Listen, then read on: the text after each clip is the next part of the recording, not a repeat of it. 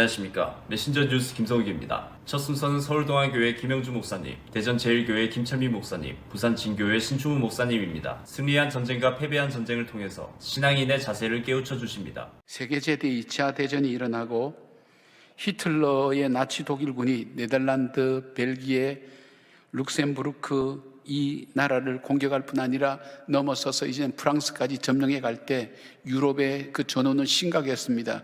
그때에 당시의 영국 수상이었던 윈스턴 처칠이 1940년 5월 13일 영국 의회에서 연설을 했습니다. 사랑하는 대영제국 국민 여러분, 우리는 이제 옛 시대를 뒤로하고 새로운 시대를 맞이하기 위해 마지막 기회의 싸움을 앞두고 있습니다. 반드시 이겨야 할 싸움이고 우리는 반드시 이길 수가 있습니다.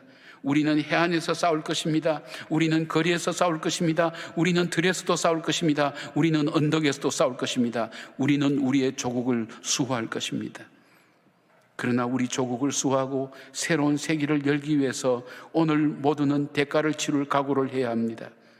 지금은 우리의 피, 우리의 땀, 우리의 눈물, 그리고 우리의 최선을 민족 앞에 드려야 할 시간입니다. 이 연설은 전국에 흩어져 있는 영국 사람들의 마음을 움직였습니다. 패배의식에 젖어 있던 저들이 우리는 승리할 수 있다, 이길 수 있다는 삶의 자세와 태도로 바뀌어지고 이 전쟁은 우리가 이겨낼 수 있는 전쟁이라는 그 마음가짐을 갖게 만들었습니다. 이 자세와 태도의 변화가 영국을 2차전의 승리의 국가로 만들 수가 있게 되었습니다. 지금 코로나로 일상이 무너지고 사업장이 힘들고 희망의 끈들이 끊어지는 현실 앞에 주저앉아 있을 수밖에 없습니다. 어떤 분들은 아침에 눈을 뜨지 않았으면 좋겠다고 생각하는 분도 있을지 모르겠습니다. 그러면서도 오늘 하루를 시작해야 된다는 그 하루가 얼마나 우리에게 무겁게 다가옵니까? 그러나 여호수아처럼 그렇게 생각해 볼 수는 없겠습니까? 그가 현실을 바라보고 자신을 바라보고 환경을 바라볼 때 좌절할 수밖에 없던 그 가운데서 하나님의 음성을 들었을 때 다시금 용기를 내서 그 약속을 믿고 이 두려움을 박차고 일어나서 그 하루를 용기 있게 사명을 향해 그 주님께서 명령하신 그 명령을 이루기 위해서 걸어갔던 그 하루하루, 그 삶이 여호수아의 역사가 되었고 여호수아서의 역사가 되었습니다. 윈스턴 처칠의 연설을 듣는 영국의 백성들의 마음이 바뀌었다면 하물며 하나님의 음성을 듣고 하나님의 말씀을 듣던 우리 마음속에 현실의 패배의식 속에 젖어 있는 것이 아니라 거기서 다시 일어서서 나는 할 수 있다고, 내게 능력 주신 자 안에서 내가 모든 걸 할 수 있다는 하나님의 말씀 믿고 다시 일어서야 될 수 있지 않겠습니까? 용기와 희망을 갖는 여호수아의 그 놀라운 은혜와 그리고 비전과 꿈이 여러분의 꿈과 비전 되기를 주의 이름으로 축원합니다. 우리가 잘 납득되지 않는 전쟁이 있죠. 예를 들면 베트남 전쟁이에요. 거기에 쏟아부은 그런 폭탄이 얼마나 되느냐. 2차 세계대전 때 쓰던 그 폭탄, 거기 30배라는 거죠. 그리고 히로시마에 떨어진 원자탄보다 64배가 넘는 그런 엄청난 그 폭발 능력을 지니고 있는 폭탄이 쏟아 부어진 겁니다. 그런데도 졌어요. 왜 졌을까요, 여러분? 미군은 전투에서는 이겼지만 전쟁은 졌거든요. 우기에 막 비는 억수같이 내리죠. 근데 그 정글에서 말이죠, 부비 트랩 같은 거 베트공들이 얼마나 많이 그걸 설치해 놨는지 몰라요. 뻥뻥 터지죠.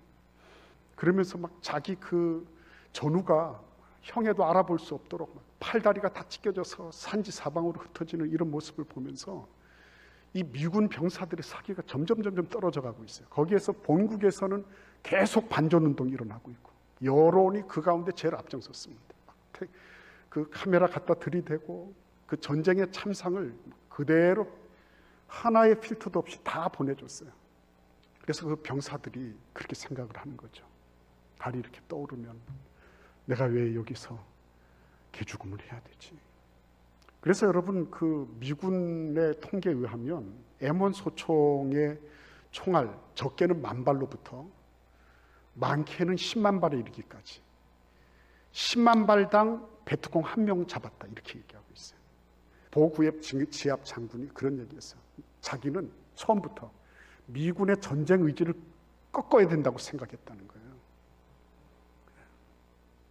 빅터 프랭클이 그런 말을 했습니다. 삶의 이유를 아는 사람은 삶의 어떤 어려움도 견뎌낼 수 있다. 오늘 우리 하나님께서 우리의 삶 속에 내가 지금 어떤 형편과 어떤 상황 속에 있든지 내가 있는 이유, 기뻐하고 기도하고 감사하라고 있는 것 아닐까. 내가 비록 지금 힘들고 어려워도 그런 일을 프랙티스하라고, 그런 기회를 하나님이 주시는 것이 아닐까. 내가 지금 죽을 것 같은 고통 속에 있지만 이 고통 속에서 하나님이 나에게 뭔가, 내가 이것을 겪고 난 이후에 하나님이 나에게 주신 뭔가 사명이 있지 않을까. 그렇죠? 그런 왜를 찾는 축복이 있기를 기원합니다. 우리 교회와는 형제교회라고 얘기할 수 있는 대연교회 교역자들이 교회 설립 114주년을 기념해서 저희 교회를 방문했습니다. 114년 전에 대연교회를 분립개척하셨던 분들께서는 대연동에서 이곳 좌천동까지 매주일 걸어서 혹은 나루트에서 배를 타고 건너오셨는데, 비가 많이 온다든지 혹은 일기가 여의치 않을 경우에는 예배당에 올 수가 없었습니다. 그래서 114년 전에 대연동에서 신앙생활을 하던 몇 가정들이 중심이 되어 교회를 분립 개척하게 되었던 것입니다. 교회 설립 114주년을 기념해서 대연교회 교역자들이 114년 전에 걸어서 예배에 참여하셨던 분들을 기억하면서 대연동에서 우리 교회까지 걸어와서 함께 교제를 나누게 되었습니다. 그리고 대연교회 114주년 설립을 축하하는 마음을 담아서 우리 온 교회 교우들의 마음을 담아 축하 화분을 보내게 되었습니다. 올해는 그 대연교회 교역자들이 걸어서 왔는데, 내년에는 여건이 되면 온 교우들이 대연동에서 여기까지 걸어오시겠다고 합니다. 걸어오면 차 한 잔 대접해 주시겠습니까? 라고 물어보던데 제가 대환영입니다 라고 말씀을 드렸습니다.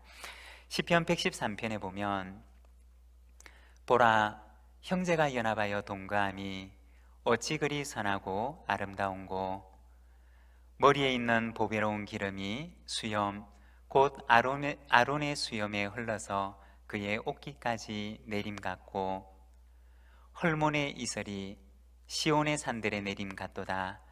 거기서 여호와께서 복을 명령하셨나니 곧 영생이로다 라고 하십니다. 지역에 있는 형제 교회들과 함께 연합해서 하나님의 나라를 이루어가는 것이 하나님 보실 때는 참 귀한 일인 줄로 믿습니다.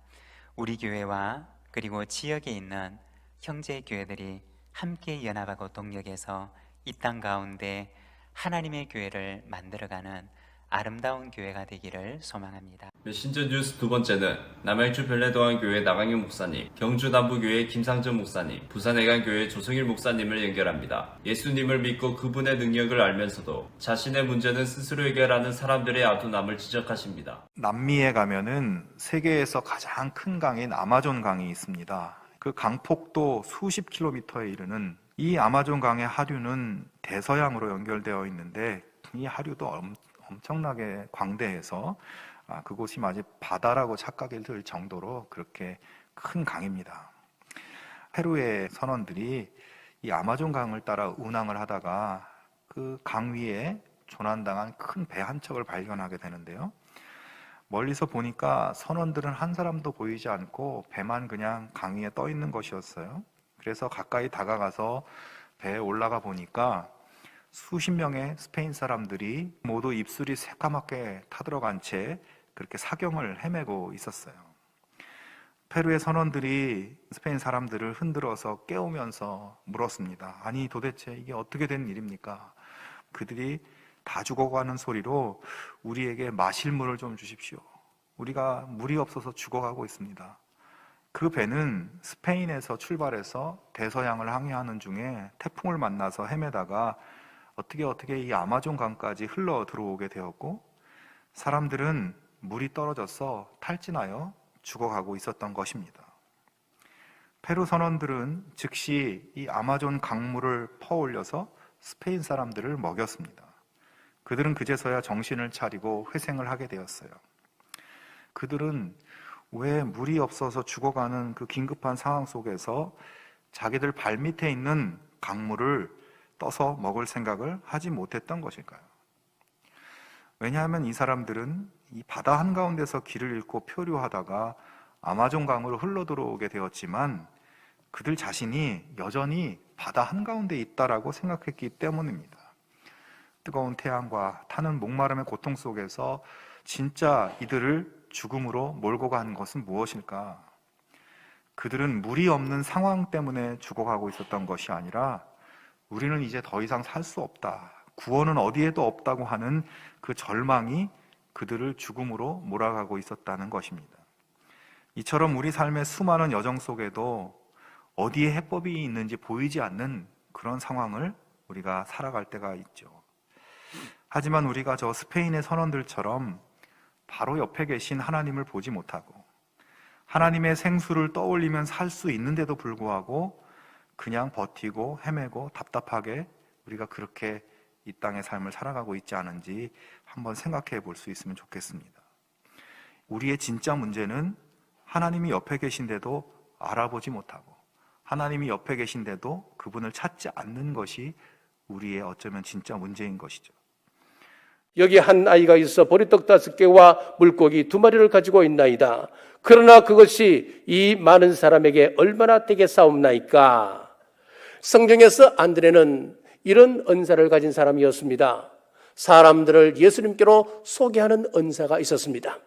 자신의 친형인 베드로를 소개한 사람이 안드레였습니다.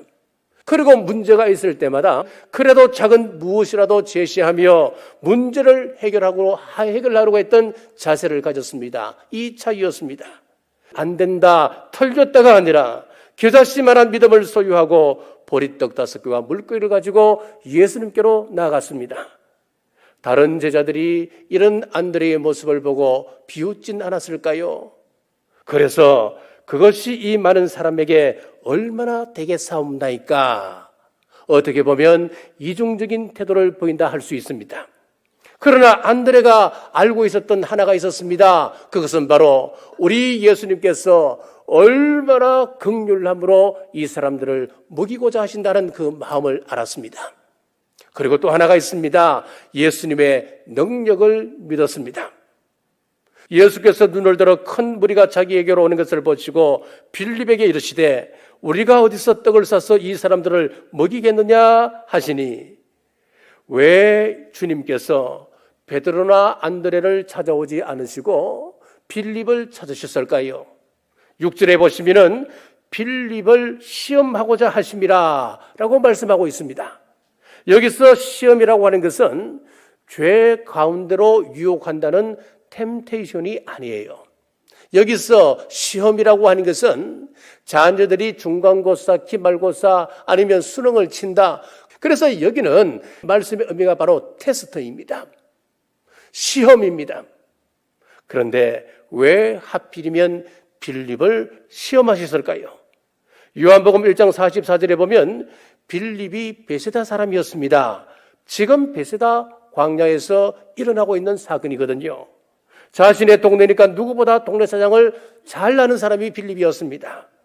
빌립의 응답을 보십시오. 빌립이 대답하되 각 사람으로 조금씩 받게 할지라도 200데나리온의 떡이 부족하리이다. 내가 이 지역 출신인데 이만한 약의 떡을 팔 만한 가게도 없거니와 우리에게 돈도 없거니와 빌립은 합리적으로 정확한 계산을 하였습니다. 그러나 우리 주님의 능력을 자신의 계산 속에 넣지를 못했습니다. 가나 혼인잔치에서 물로 포도주로 바꾸시는 주님의 기적을 체험했던 사람이었습니다. 38년 된 병자를 고치시는 기적을 옆에서 보았습니다. 그러나 막상 내 문제로 등장할 때는 자신의 삶에 우리 주님의 능력을 배제시켰습니다.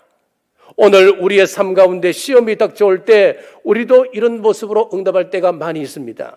그래서 일본의 유명한 우찌무라 간조는 우리 하나님을 계산하는 죄를 짓지 말라라는 말을 했습니다.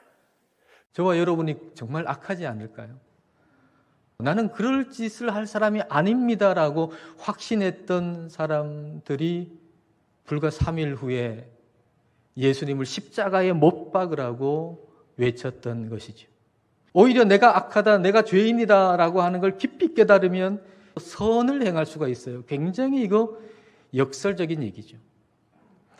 내 의가 부각이 되면 저 사람을 만났을 때, 저 사람의 말을 들을 때 내가 생각하는 나보다 내가 못하다고 느껴질 때 우리 마음속에는 아주 강한 저항감이 일어나게 됩니다.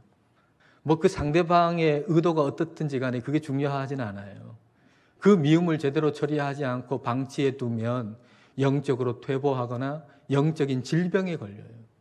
저희 집 위층에 할아버지 할머니가 사시는데 손자 손녀가 간혹 이렇게 오곤 해요.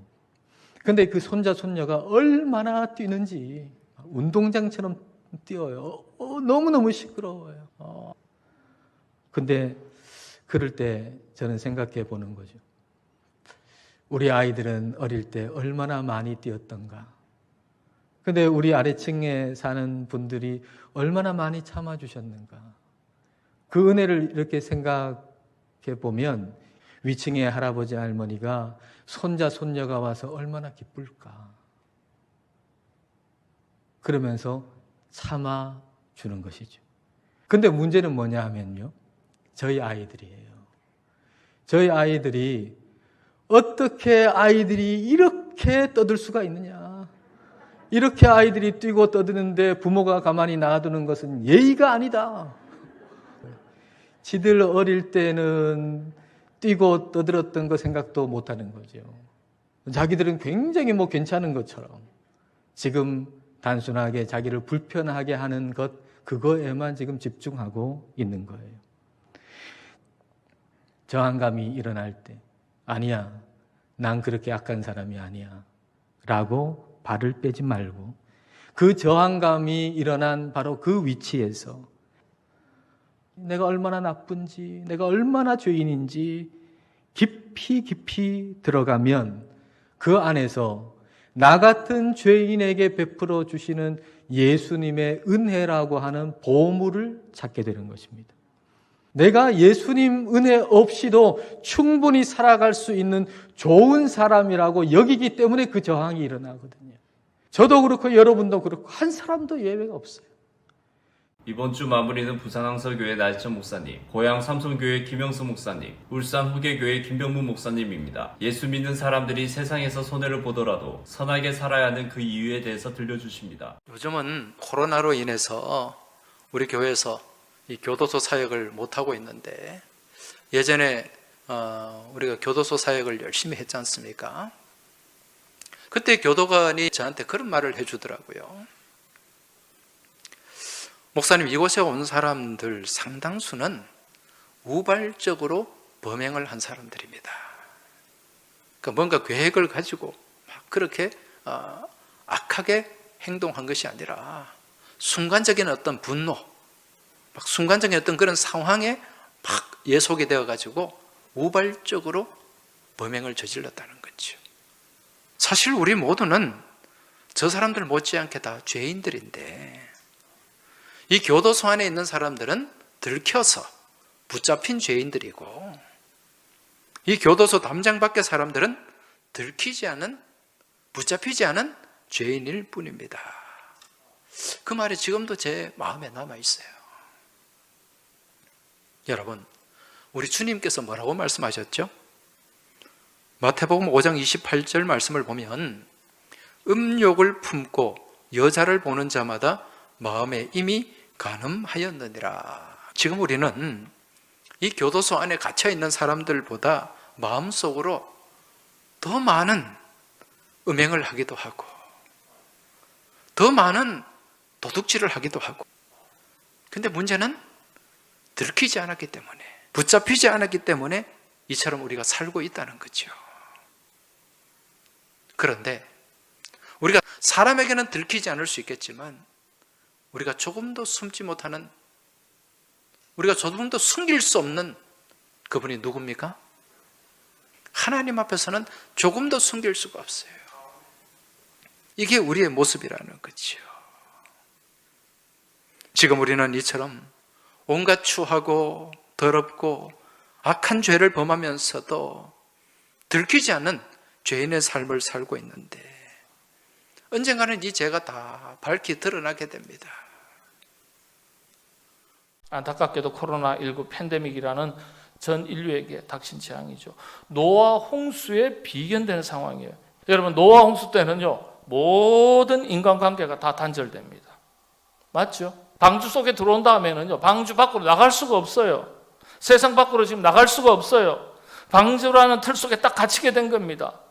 누구만 보는 거예요? 오직 가족들만 만나고 보고 사는 거예요. 지금이 딱 그와 같은 세상. 세상이 두렵고 사람 만나기가 망설여집니다. 개인 간의 접촉이 제한이 되고요. 국가 간에도 국경이 폐쇄되고 서로 단절되어 갑니다. 사회 활동이 제한됩니다. 노아 홍수 때와 무엇이 다르겠습니까? 노아 홍수와 같은 코로나19 팬데믹 대홍수 상황 가운데 남은 자로서, 그리스도인으로서 영적인 관점에서 우리가 무엇을 하고 어떻게 살아야 할까? 첫 번째는요, 이런 대홍수 팬데믹 속에서 하나님을 깊이 만나셔야 돼요. 코로나 홍수로 우리는 갇혔습니다. 이런 때일수록 하나님을 깊게 만나는 게 필요해요. 말씀과 기도를 통해서 영적 깊이를 더해가는 기회로 삼으셔야 돼요. 노아와 그 가족들이 방주에서 뭘 했을까요? 여호와의 은혜를 구하는 것 말고는 아무것도 할 수 있는 게 없습니다. 그렇죠? 방주도 임의로 자력으로 저어갈 수도 없고 움직일 수도 없어요.